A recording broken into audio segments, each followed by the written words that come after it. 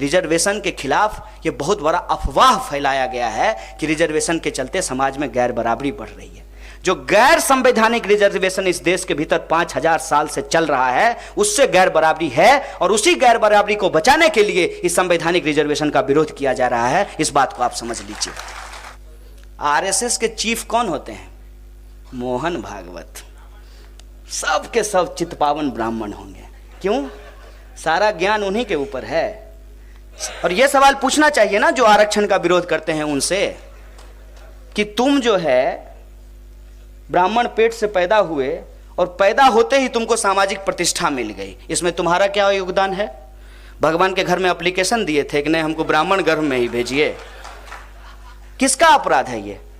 मेरे माँ बाप कौन होंगे ये हम तय करेंगे, और मेरे माँ बाप का जो धर्म होगा, जो जाति होगी, उसके आधार पे आप मेरे साथ भेदभाव करेंगे। आप गलत कर रहे हैं कि हम गलत कर रहे हैं? आप संविधान का अपमान कर रहे हैं कि हम संविधान का अपमान कर रहे हैं? कहां से शुरू किए थे हम लोग? शुरू किए थे भारत मां के 4 सिपाही, हिंदू मुस्लिम सिख ईसाई। अब इधर से संबित पात्रा आकर कहेगा हिंदू हिंदू। देश का अपमान कौन कर रहा है? हम देश का अपमान कर रहे हैं, हम देश का विरोध कर रहे हैं। देश के भीतर दिन दहाड़े दिल्ली में, ये मैं नहीं कह रहा हूं कि कहीं सुदूर गढ़चिरौली में नहीं भाई साहब, दिल्ली में संसद मार्ग पे दिन दहाड़े देश का संविधान जला दिया गया। आपको पता चला? चलिए, आप सजग लोग हैं, इसका मतलब आप दिन भर जी न्यूज नहीं देखते हैं। देश का संविधान जला दिया गया। बाबा साहब भीमराव अंबेडकर, जिनको भारत रत्न दिया गया है, सरकार ने दिया है, हम लोग नहीं दिए हैं। हम लोग तो प्यार से बाबा साहब ही बोलते हैं। भारत रत्न दिया गया जिनको, उनके मुर्दाबाद के नारे लगाए गए। ये देशद्रोह है कि हम इस देश के गरीबों के, किसानों के, मजदूरों के हक की बात करते हैं। ये देशद्रोह। इस पे सोच विचार करके देखिए कि देश के भीतर चल क्या रहा है, क्या हो रहा है, आपके बुनियादी जीवन में क्या परिवर्तन आ रहा है, टीवी पे क्या दिखाया जा रहा है और प्रधानमंत्री अपने भाषण में क्या बोल रहे हैं। इसको आप मिला करके देखिए। आप मिला करके देखिए कि जो लोग आज इस देश के भीतर संविधान के ऊपर हमला कर रहे हैं, वही लोग मोदी जी को द ग्रेट पीएम बता रहे हैं। ये वही लोग हैं जो आरक्षण का विरोध कर रहे हैं। ये वही लोग हैं जो पति पत्नी का चुटकुला भेजते हैं।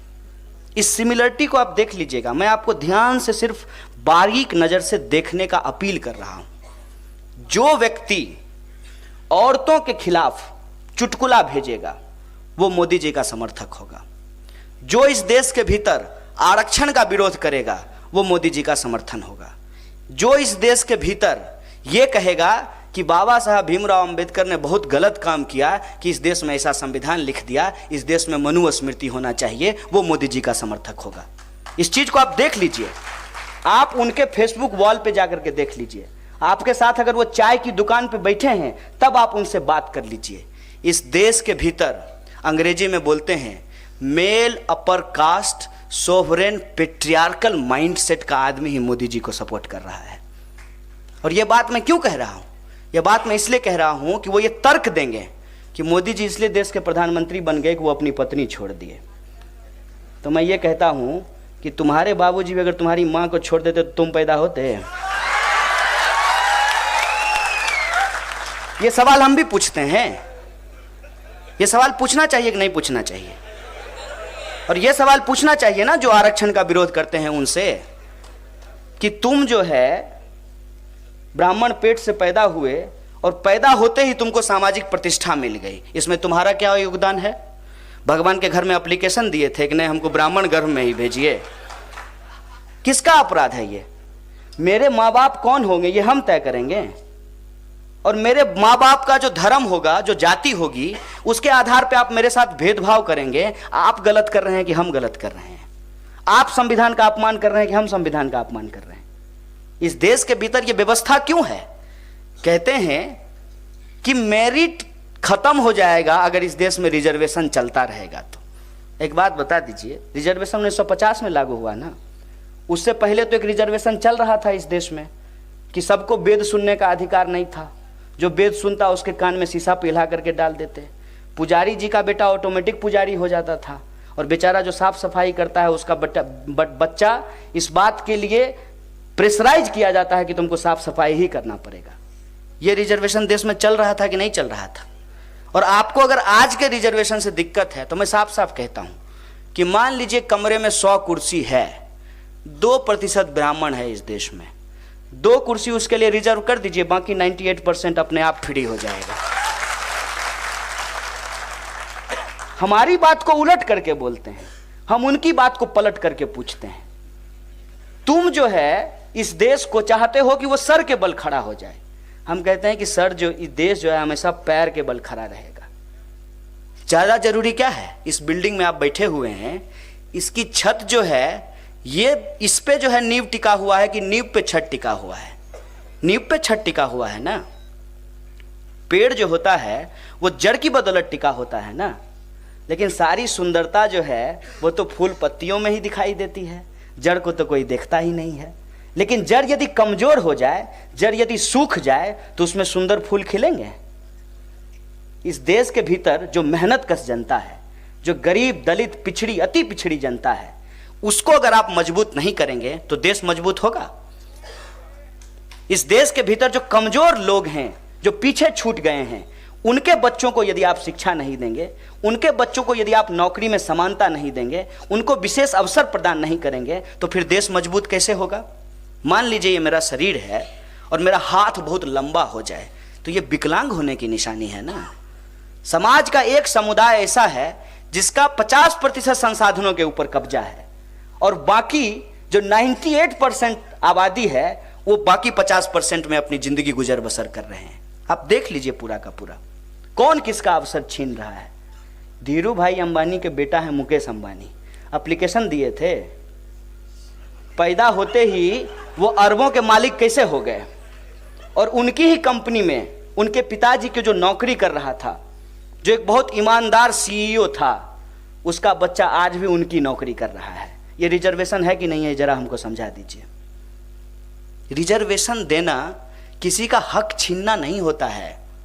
रिजर्वेशन देना वैसे जो पिछड़े हुए लोग हैं उनको विशेष अवसर देना होता है ताकि वो समाज की मुख्य धारा में शामिल हो सके। और इस देश के भीतर यदि आज लोग आरक्षण मांग रहे हैं तो उनकी समस्याओं को समझना बहुत जरूरी है। आज से पहले जाट क्यों आरक्षण नहीं मांग रहे थे? पटेल क्यों नहीं आरक्षण मांग रहे थे? मराठा, धनगर और मुसलमान क्यों नहीं आरक्षण मांग रहे थे? इससे पहले तो नहीं मांग रहे थे, क्योंकि वो अपना जीवन गुजर बसर कर पा रहे थे। उनका जो पारंपरिक काम था इससे उनका जीवन चल जाता था। अब मान लीजिए कि मेरे पिताजी किसान हैं, उनके पास 1 एकड़ जमीन है, अब हम 4 भाई हैं, तो वो 1 एकड़ जमीन 4 टुकड़े में बटेगा ना। छोड़ दीजिए 4 कहेंगे तो कहेगा 4 बच्चा पैदा क्यों किए, 2 ही बच्चा है, 2 ही मान लेते हैं। वैसे भी तो मानने की ही बात है ना। भाजपा का सब नेता को 8 गो 9 गो 10 गो बच्चा है और तब कहता है कि मुसलमान के चलते इस देश की जनसंख्या बढ़ गई है। आप देख लीजिएगा, मैं ऐसे ही किसी के ऊपर व्यक्तिगत आरोप नहीं लगा रहा हूं। 2 बच्चा हैं हम तो 2 हिस्से में बटेगा ना। तो मेरे पिताजी उस 1 एकड़ जमीन पे खेती करके हमारा भरण पोषण कर रहे थे, लेकिन आधा एकड़ जमीन पे हम अपने बच्चों का भरण पोषण नहीं कर सकते हैं। तो हमारे बच्चे जिनका अवसर आज छीना जा रहा है उनको विशेष अवसर देना चाहिए कि नहीं देना चाहिए, ये सवाल है। किसी का हक जो है मारने का सवाल नहीं है, जिसका हक नहीं मिल रहा है उसको हक देने का सवाल है। अब एक बात बताइए, मेरी माँ जब शादी करके आई तो उसको परिवार भी चलाना था, घर में खाना भी बनाना था और वो स्कूल भी जाती थी, तो उसके लिए ज़्यादा कठिन था ना। उस समय बाल विवाह होता था, उसमें मेरा दोष नहीं है, मेरे दादाजी का दोष है। मेरी माँ साड़ी पहन करके खाना बनाने के बाद स्कूल में पढ़ने के लिए जाती थी, तो वो खाना भी बनाती थी और स्कूल में पढ़ने के लिए भी जाती थी। वो ज़्यादा मेहनत कर रही थी ना। और तब जब मेरी माँ को नौकरी में विशेष अवसर दिया जाएगा, मेट्रो में उसके लिए एक बॉगी रिजर्व किया जाएगा, तब कहेगा कि ये महिलाओं को अधिकार देकर के पुरुषों के ऊपर अत्याचार किया जा रहा है। इस बुद्धि का कोई मतलब है? देश की यदि आधी आबादी पिछड़ी रह जाएगी, वो पढ़ेगी लिखेगी नहीं, तो देश मजबूत कैसे होगा? मान लीजिए 1 मिनट के लिए जाति छोड़ दीजिए, 1 मिनट के लिए लिंग से इसको समझने का प्रयास कीजिए कि बैलगाड़ी में 2 बैल होते हैं, ठीक है, दोनों अगर बराबर नहीं चलेंगे तो बैलगाड़ी चलेगी? आधी आबादी है औरत आपकी, अगर आप उसको पढ़ाएंगे लिखाएंगे नहीं, उसको विशेष अवसर नहीं देंगे, तो आपके विकास की जो गाड़ी है वो चलेगी। और आज औरतों ने ये साबित किया है कि जब उसको पढ़ने के लिए मिला, वो अंतरिक्ष में भी गई, आज फाइटर पायलट भी बन रही हैं, सेना में भी जाके नौकरी कर रही हैं, बच्चों को पढ़ा भी रही हैं और घर भी संभाल रही हैं। अवसर तो दे करके देखिए, तब हम अपनी मेरिट साबित करेंगे ना। आप अवसर देते ही नहीं और कहते हैं आपके पास मेरिट नहीं है। जो बच्चे पशुपालन कर रहे हैं, खेती कर रहे हैं, वो कॉलेज जा करके पास हो रहे हैं, अगर आप उनको एंट्री लेवल पे रिजर्वेशन दे देंगे तो वो ज़्यादा परफॉर्म कर सकते हैं। और हम एंट्री लेवल पे रिजर्वेशन की बात कर रहे हैं, एग्जिट लेवल पे किसी को रिजर्वेशन नहीं दिया जाता है। यह भी एक बहुत बड़ा भ्रम फैलाया गया है। एग्जिट लेवल क्या होता है कि मान लीजिए कि रिजर्वेशन के तहत ओबीसी को 27% सीट रिजर्व किया गया और उसका कट ऑफ जो है वो जनरल से कम होगा। यह भी सच्चाई नहीं है, यह भी जान लीजिए। बहुत सारे स्टेट में आज के समय में ओबीसी का कट ऑफ जो है वो जनरल से ज़्यादा होता है। मतलब 50% रिजर्व कैटेगरी में सीट डाल करके 50% सीट जो है, जो ओपन छोड़ा गया है, उसको 50% नॉन रिजर्व लोगों के लिए आप रिजर्व करके छोड़ दिए हैं। ऐसी व्यवस्था की जा रही है। ये सीधे सीधे संविधान के ऊपर हमला है। और रिजर्वेशन अगर सही तरीके से लागू होता, ये भी मैं सवाल उठा रहा हूं, तो जितने भी विश्वविद्यालय हैं उसके जो रिक्त पद हैं, उस रिक्त पद को जाकर के देख लीजिए, वहां ओबीसी के सामने लिखा रहेगा NF, not for suitable. Dalit reservation देने के बावजूद दलितों के जो रिक्त पद हैं वो नहीं भरे जाते हैं, उसका बैकलॉग नहीं भरा जाता है। रिजर्वेशन के खिलाफ ये बहुत बड़ा अफवाह फैलाया गया है कि रिजर्वेशन के चलते समाज में गैर बराबरी बढ़ रही है। रिजर्वेशन के चलते गैर बराबरी नहीं बढ़ रही है। संविधान के द्वारा जो रिजर्वेशन दिया गया है वो समाज में गैर बराबरी को कम करने के लिए है। जो गैर संवैधानिक रिजर्वेशन इस देश के भीतर 5000 साल से चल रहा है, उससे गैर बराबरी है और उसी गैर बराबरी को बचाने के लिए इस संवैधानिक रिजर्वेशन का विरोध किया जा रहा है। इस बात को आप समझ लीजिए। महिलाओं को अवसर मिला, महिलाओं ने साबित किया। इस देश के दलितों, पिछड़ों, अति पिछड़ों को अवसर मिला, उसने साबित किया। मैं कहता हूं कि सबको अवसर मिलना चाहिए पढ़ने का, और जो पीछे छूटे हुए लोग हैं उनको विशेष अवसर मिलना चाहिए। और एंट्री लेवल पे देने की बात हो रही है, एग्जिट लेवल पे देने की बात नहीं हो रही है। अगर मेडिकल एग्जामिनेशन में मेरा एडमिशन रिजर्व कैटेगरी से हुआ है तो सिर्फ मेरा एडमिशन रिजर्व कैटेगरी से हुआ है। जब हम डॉक्टर बन करके निकलेंगे तो हमको भी वही एग्जाम पास करना पड़ेगा जो नॉन रिजर्व कैटेगरी का स्टूडेंट पास करके निकलता है। फिर यह अफवाह क्यों फैलाई जाती है रिजर्व कैटेगरी के जो डॉक्टर होते हैं वो सही से इलाज नहीं करते हैं? ये क्यों फैलाया जाता है? ये इसलिए फैलाया जाता है ताकि लोगों के मन में एक भ्रम पैदा हो जाए। और ये भ्रम जब समाज के भीतर बढ़ता चला जाएगा तब संविधान के ऊपर खुले तौर पे हमला किया जा सके और संविधान को समाप्त करके उसकी जगह पे मनुस्मृति को लागू किया जा सके। क्या है मनुस्मृति? बहुत कम लोगों को यह पता है कि मनुस्मृति में लिखा हुआ क्या है। मनुस्मृति ये है कि जो मुख से पैदा हुए हैं उनको ही सारा अधिकार रहेगा, बाकी लोगों को कोई अधिकार नहीं रहेगा। यह है मनुस्मृति। मनुस्मृति ये है कि औरत और शूद्र, उनको सिर्फ और सिर्फ सेवा का अधिकार है, उनका अपना कोई वजूद नहीं है, वो पैदा हुई हैं सिर्फ और सिर्फ सेवा करने के लिए। ये मनुस्मृति में लिखा हुआ है। और ये वही मनुस्मृति है जिससे प्रेरणा लेकर के हमारे प्रधानमंत्री कहते हैं कि कचरा साफ करने में आध्यात्मिक सुख होता है। तो आप प्रधानमंत्री क्यों बने हैं? आइए चलिए गटर में उतरते हैं, आध्यात्मिक सुख लेते हैं। ये बात क्यों बोला जाता है? ये तमाम तरीके की औरतों के खिलाफ जो बातें बोली जाती है उसका जो आधार है वो मनुस्मृति है इस देश के भीतर। और ये समझ लीजिए कि ये सिर्फ पिछड़ों, अति पिछड़ों और दलितों का सवाल नहीं है। क्षत्रियों के बारे में भी जो गलत बोला जाता है उसका आधार मनुस्मृति है। वो एक ऐसी सीढ़ी नुमा व्यवस्था है जिसके सबके ऊपर ब्राह्मण बैठे हुए हैं, बाकी सब उसके नीचे हैं। और आप देखिएगा कई बार कहा जाएगा राजपूत है, दिमाग कम है। ये बात मनुस्मृति से निकल करके आई है कि सारा दिमाग तो ब्राह्मण के पास होता है, राजपूत का काम तो तलवार चलाना है, दिमाग का काम तो सब जो है वो ब्राह्मण करेंगे। लेकिन यही राजपूत एक नेता थे, ऐसा ब्राह्मणवाद को लंघी लगाए हैं कि अब तक नहीं संभल पा रहा है। बीपी सिंह ही मंडल आयोग लागू कराए थे ना।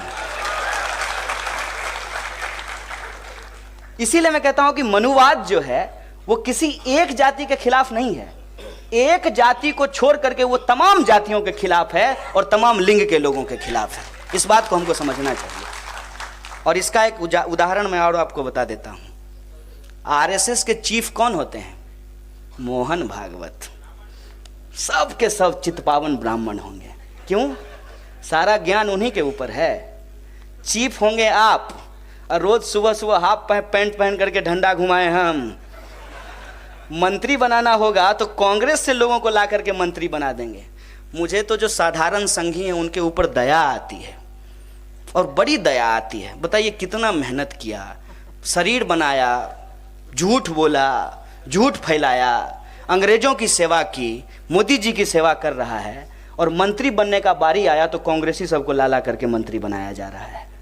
रीता बहुगुणा जोशी कांग्रेस की नेता थी ना, मंत्री किसमें हैं? भाजपा की सरकार में। मुकुल राय कहाँ थे? तृणमूल में। नेता कहाँ बने हैं? भाजपा में। और नरेश अग्रवाल जब समाजवादी पार्टी में थे तो हिंदू विरोधी थे, भाजपा में शामिल होते ही हिंदू भक्त हो गए हैं। ये है हकीकत। इस हकीकत को हमको समझना चाहिए कि ये मनुवादी लोग हैं, सत्ता पे काबिज हो गए हैं, संविधान के खिलाफ हैं, इनको संविधान नहीं चाहिए। पहले भी उन्होंने ये संविधान का ये कह करके विरोध किया कि ये एक अछूत के द्वारा लिखा गया, इसको हम नहीं मानेंगे। पहले भी इन्होंने तिरंगा झंडा को झंडा मानने से इनकार किया। पहले भी ये देश के आज़ादी के आंदोलन में हिस्सा नहीं लिया, अंग्रेजों का साथ दिया। और आज जब सत्ता पे काबिज हो गए हैं, संविधान को धीरे धीरे धीरे धीरे कमज़ोर करके इस देश की जो लोकतांत्रिक प्रक्रिया है उसको समाप्त कर देना चाहते हैं। लोकशाही को ख़त्म करके तानाशाही हमारे समाज के भीतर स्थापित करना चाहते हैं। इसीलिए लोकतंत्र के भीतर भीड़ तंत्र को बढ़ावा दिया जा रहा है। ये कोई मामूली, तुमको हिंदू धर्म के बारे में पता ही नहीं है, तुमको भगवा रंग के बारे में पता ही नहीं है। ये भगवा रंग योगी आदित्यनाथ का रंग नहीं है, ये भगवा रंग संत तुकाराम का रंग है। ये बात तुमको याद कर लेना चाहिए। ये भगवा रंग इस देश के भीतर छत्रपति शिवाजी महाराज का रंग है। ये भगवा रंग साहू जी महाराज और संभाजी महाराज का रंग है। तुमको भगवा रंग का इतिहास नहीं पता है। तुमको यदि भगवा रंग का इतिहास पता होता तो तुमको ये मालूम होना चाहिए कि इस देश के लोग इतिहास बहुत बारीकी से पढ़ते हैं, और सही और गलत का नज़र उनके पास होता है, क्योंकि वो जानते हैं कि रावण भी भगवा वस्त्र धारण करके सीता जी का हरण करने के लिए आया था। ये इतिहास उनको पता है। तुम भगवा वस्त्र धारण करके और आज हम लोगों के सामने अपने आप को सबसे बड़ा हिंदू भक्त होने का जो दावा प्रस्तुत कर रहे हो, उसकी सच्चाई हमको मालूम है। निर्मोही अखाड़ा ने भाजपा के ऊपर आरोप लगाया है कि राम मंदिर के नाम पे 6000 करोड़ रुपया ये इकट्ठा करके रख लिए हैं, और मंदिर बनाने की बजाय दिल्ली में अपना पार्टी ऑफिस बनाए हैं। ये बात हम लोगों को दिख रहा है। ये बात हमको दिख रहा है कि जय श्री राम बोल करके नाथूराम का मंदिर बना रहे हो, तो हम जानते हैं कि हमको कौन सा हिंदू धर्म अपनाना है। जय श्री राम बोल करके जो नाथूराम के रास्ते पे चलते हैं, उस रास्ते पे ना चल के राम राम बोलने वाले, हे राम बोलने गांधी के रास्ते पे चलना हम पसंद करेंगे। क्योंकि गांधी एक ऐसे हिंदू थे जो कहते थे, रघुपति राघव राजा राम, पतित पावन सीताराम, ईश्वर अल्लाह तेरो नाम, सबको सम्मति दे भगवान। हमको यदि हिंदू बनना होगा तो हम बचाने वाला हिंदू बनेंगे, मारने वाला हिंदू नहीं बनेंगे। ये बात मैं आपको बता देना चाहता हूँ। और हिंदू धर्म के नाम पे तुम हमारे ऊपर जो मनुवाद थोपने की कोशिश कर रहे हो, ये सच्चाई भी हम जानते हैं। क्योंकि हिंदू धर्म के भीतर जो विविध परंपरा है, उस विविध परंपरा के बारे में हम जानते हैं। शैव संप्रदाय और वैष्णव संप्रदाय के बीच का जो विभेद है, जो शास्त्रार्थ है, उसकी सच्चाई हम जानते हैं। वैदिक संस्कृति और जो जातिवादी संस्कृति है, उसकी सच्चाई हमको पता है। इसीलिए हिंदू धर्म का नाम लेकर के तुम जो अपनी राजनीति की दुकान चला रहे हो, ये दुकान हम तुमको चलाने नहीं देंगे। क्योंकि ये देश जितना हिंदुओं का है उतना ही मुसलमानों का है, जितना सिखों का है उतना ही ईसाइयों का है, जितना ईसाइयों का है उतना ही बौद्धों का है, और उतना ही पारसियों और यहूदियों का है, उतना ही उन लोगों का भी है जो किसी भी धर्म को नहीं मानते हैं। उनके लिए मानवता सबसे बड़ा धर्म होता है। इसीलिए इस बात के नाम पे, धर्म के नाम पे जो तुम गोरख धंधा चला रहे हो, ये तुमको हम चलाने नहीं देंगे। और धर्म की चाहे तुम जितनी भी साजिश साजिश रच लो। धर्म की चाहे तुम जितनी भी खाई खोद लो, लेकिन उस खाई में गिरने की बजाय अगर हम संघर्ष करेंगे, रोड पे यदि शहीद होंगे तो इस बात के लिए शहीद होंगे, सबको शिक्षा सबको काम, वरना होगी नींद हराम। गरीब हो या किसान, उसको मिले मजदूरी और उसके फसल का दाम। हिंदू हो या मुसलमान, महिला हो या पुरुष, दलित हो या आदिवासी, सबको मिलना चाहिए आत्मसम्मान। इस मुद्दे पे हम संघर्ष करेंगे, क्योंकि ये बात हम जानते हैं, जब पूरे दिल से किसी आंदोलन को लड़ा जाता है, तो जब अंग्रेज को हराया जा सकता है, तो अंग्रेज के चेले चपाटों को भी हम हराएंगे और इस देश के भीतर संविधान को बचा करके एक समता मूलक समाज का निर्माण करेंगे। अन्ना भाऊ साठे के रास्ते पे चल करके, संत तुकाराम के विचारों को मानते हुए, बाबा साहब भीमराव अंबेडकर के रास्तों पे चल करके भगत सिंह के सपनों का भारत बनाएंगे। इन्हीं शब्दों के साथ आप तमाम लोगों को शुक्रिया अदा करते अपनी बात को खत्म करूंगा। शुक्रिया। इनकलाब जिंदाबाद, हमारी एकता जिंदाबाद।